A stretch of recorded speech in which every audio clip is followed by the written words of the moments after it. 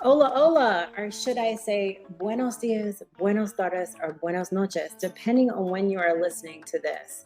First and foremost, I want to thank you so much if you are a returning listener for joining us on Tech and Tequila. And if this is your first time, oh my goodness, I'm so happy you're here.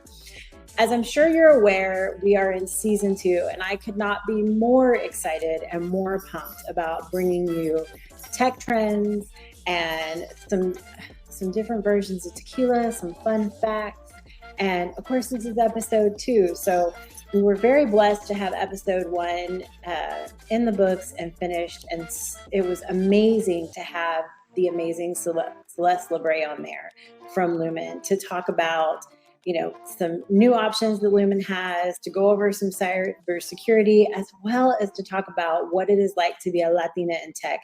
Welcome, and bienvenidas. Thank you for joining us on the podcast, Tech and Tequila. If you don't know who I am, I'm Kat Lopez Shelby, and I'm the founder and CEO of Shelby Technology Solutions. But more importantly, you're here for Tech and Tequila, where we learn a lot about tech, and we may have some nice tequila drinks while we're at it. If you're new here, Tech and Tequila is all about everything technology based for your business. So what that means is we have suppliers on here to talk about how they can help you grow your business. We, have mindset coaches on here talking about how to help you grow your business. We're all about business and basically introducing you to different suppliers and different ways that help you within your business. And what it is like to be a Latina in tech in the channel, which is actually where I work. And of course, as always, Tech and Tequila is brought to you by Shelby Technology Solutions. I am blessed. I'm the founder and CEO of Shelby Tech, and we love nothing more than being your trusted technology advisor. So here we go. I am super pumped. So let's get everything started. And of course, welcome to Tech and Tequila. This is the podcast, in case you're new, where cutting edge technology meets smooth conversation, just like your favorite tequila drink. I'm your host, Kat Lopez Shelby, founder and CEO of Shelby Technology Solutions, LLC, aka your Techie Chica. I'm ready to guide you through the latest tech innovation, industry insights, and behind the scenes stories from the world of technology. Each week, we'll explore the fascinating intersection of technology and business. We'll go through and we'll talk about tech trends, we'll talk about things in the news, and we'll generally have a couple of times a month guests on the podcast that are from some of the most innovative suppliers in the business, all while enjoying a glass of tequila or a tequila drink. So sit back and let's dive into the world of technology. And of course, first and foremost today, I would be very remiss if I did not talk about what I brought to the table today. So, and what that is I was able to find some Onda, which I have right here. And I got their seltzer. And you may be asking, okay, what's the point? This is not like a pure out tequila. Well, they do offer tequila, but unfortunately for me, if I wanted to get their actual tequila, it was like an hour from where I'm at. So unfortunately, Uber Eats would not make that happen today. But they were able to get me the seltzers. And I actually got the newer ones. So I got one that's passion fruit, pineapple, and let's see, mango and strawberry. And I'm super pumped. In case you have never heard about Onda, Onda was actually founded by Shay Mitchell and Kelly Adams. They also have 2 additional co-founders, Noah Gray and Max Dorwin. And the whole point of Onda, or what Shay has shared in the past, is that she absolutely loved tequila sodas, and it was always her go-to drink. So she wanted to make something that was not just for herself, but a lot of people would enjoy. So they made Onda. It's made with premium tequila blanca and all natural ingredients. So a couple of things just about Onda is, of course, what does Onda means? It's a wave. It's good vibes. Onda was born from her personal obsession with tequila and by the surf style of the 90s. They are award-winning. They're tequila seltzers like the one that I have right here. And it's, like I said, it's made with blanco tequila, real juice. It's about 100 calories, no sugar added, and it's gluten-free. So, not going to give you one of those crazy bad headaches. You can always go online and check out Drink Onda to find out where to get it at. one of the things you can do with Onda that I really like, and this is actually particular with the tequila seltzers, is you can take the seltzer, you can get a little like seltzer water. And so about 3/4 of the seltzer, a little seltzer water, and then take like passion fruit or take your favorite fruit and like crush it up and then put it in there. And it is absolutely delicious. You will love it. You cannot go wrong, I promise. And so another one that's really good is what is Drake's Ondolini, and it's 2 ounces of Onda Tequila Blanco. So one of Onda's signature cocktails, by the way, is called a Drake's Ondolini. And of course, it's going to be amazing and you're going to love it. And it's not going to be too crazy sweet, which is huge for me because I personally don't like too crazy sweet drinks, but hey, to each their own. So the Drake's Ondolini has 2 ounces of Onda tequila, a pulp of passion fruit Onda, the tequila seltzer. And you're just going to put that all in a glass, kind of mix it up, and it's going to give you that little oof of flavor. You'll absolutely love it. So there's that. So you may ask, why are we talking about Onda and tequila? Well, let's get ready because I'm telling you, you might want to drink after we talk about this breach. I strive to make sure that the information that I give you is relevant and that you can do something with it. So in case you haven't heard, recently, and here we have to talk about the numbers. We got to talk about the numbers. An estimated 2.9 million social security numbers and other personal information has been leaked onto the dark web. Now you may ask, where did this information come from? Well, it is the National Public Data Breach. So in case you haven't heard, National Public Data disclosed in August of 2024 that they were involved in a massive data breach. This data breach included nearly every single social security number of Americans. And unfortunately, it also included full names, phone numbers, current and past addresses. So you may ask, hold on, what? The total number of records breached is estimated to be 2.9 billion records, totaling 277 gigabytes of data. It's unclear if all of these records are unique or they're duplicates. Now, most experts are going to say there's going to be duplicates, and it includes people living in the United States, the United Kingdom, and Canada. They think that the breach is associated with the cyber criminal organization known as USDOD is allegedly behind it because they initially tried to sell the data for approximately 3.5 million worth of cryptocurrency.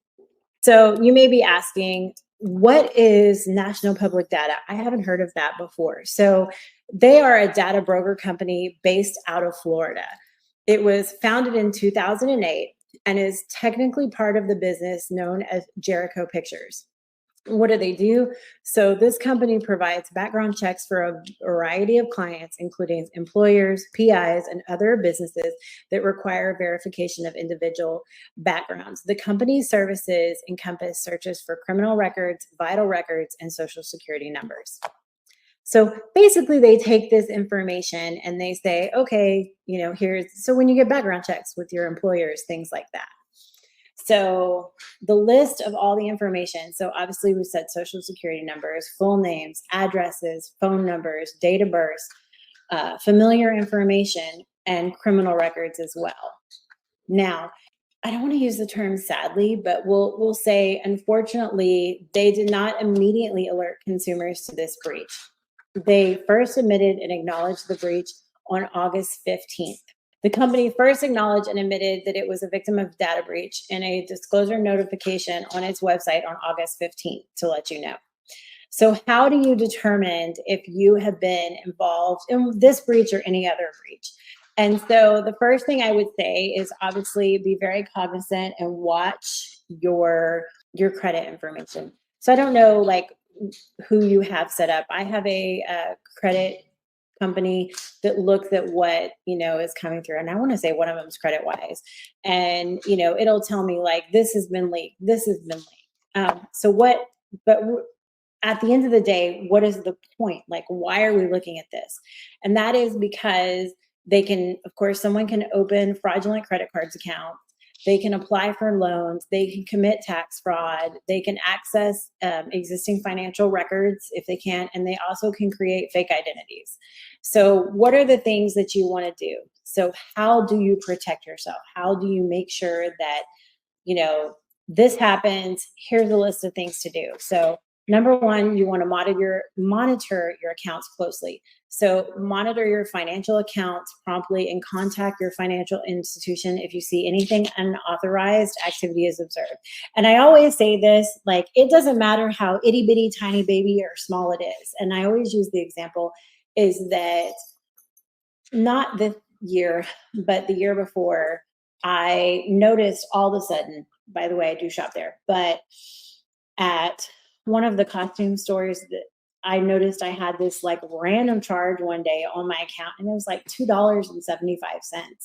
And my thought process for a second was, do I really want to call this in?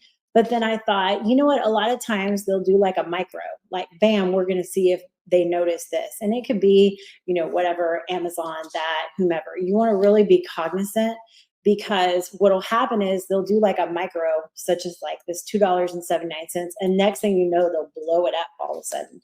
So you want to look, and anything that you see through your accounts, through your credit, whatever, you want to report it. And the other thing is, I do highly recommend at least once a year to get a free credit report. You can actually do that by calling all the main agencies. So that's Equifax, Experian, and TransUnion. Obviously, you want to get fraud alerts. You can also place a free fraud alert on your credit. And you can do that by, once again, notifying Equifax, Experian, and TransUnion. The other thing you can do is consider freezing your credit. Now, it kind of just depends. So I want to make this very clear. If you have experienced something like, let's say you were part of that massive AT&T data breach. If you experienced that, AT&T did mail out letters to everyone that was affected saying, hey, we will take care of this for you. So, either call AT&T, Google it, look up online, but they will take care of getting you like either freezing your credit or having a credit monitoring service. And I forgot the exact time frame right now, so I'm not going to misspeak, but because they know the breach is associated with them, they know it's your information, they are required to provide that service to you. You can consider freezing your credit. That's going to be a personal opinion for you. The other thing, of course, is if you have any passwords that you're concerned about, go in and change them. I say, and I know I've said this before, when in doubt, change your passwords every 90 days.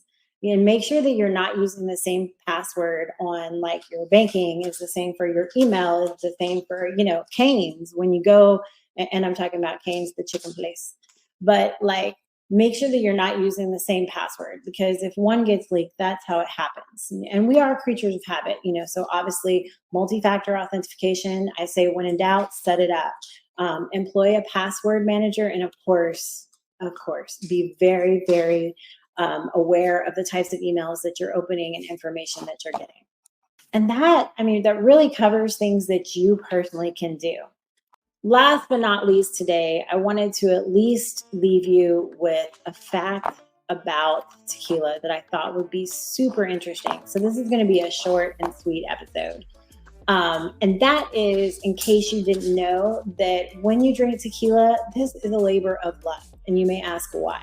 And that is because tequila can actually take between 8 to 12 years to harvest. And it can grow up to 7 feet tall. That is, of course, the blue agave plant that is in tequila. As always, thank you so much for joining us on Tech and Tequila. This was a short, sweet, to the point episode. I just covered, one of the most recent data breaches, gave you a couple of, things in your toolkit of what to do in case you're a part of this. And you know what? As I say before, whether it's buenos dias, buenas tardes, buenas noches, at the end of the day, I hope that you get some great information from Tech and Tequila that you can use forward. And also, go pick up an Onda, try it out. And like I said previously, the recipes will be in the notes. Thank you. Thank you so much for tuning into today's episode of Tech and Tequila. I hope you enjoyed our conversation today. To stay updated about all things tech and more, don't forget to visit us at our website, shelbyts.com. If you loved what you heard, remember to show your support by liking, sharing, and subscribing to our podcast. Your 5-star ratings and reviews mean the world to us and help us to reach more listeners just like you. So muchas gracias again for joining us with Tech and Tequila. Thank you so much. You learned a lot about tech, and maybe you had a nice drink of tequila.